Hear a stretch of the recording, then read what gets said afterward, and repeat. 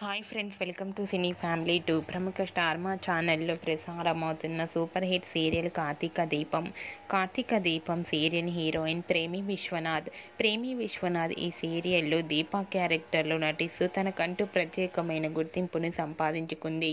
ప్రేమి విశ్వనాథ్ ఈ సీరియల్లో చీరకట్టులో కనిపించినప్పటికీ రియల్ లైఫ్లో మాత్రం చాలా మోడర్న్గా ఉంటుంది. అయితే రీసెంట్గా కార్తీక దీపం సీరియల్ హీరోయిన్ దీప తన రియల్ లైఫ్ లేటెస్ట్ ఫొటోస్ను షేర్ చేసింది.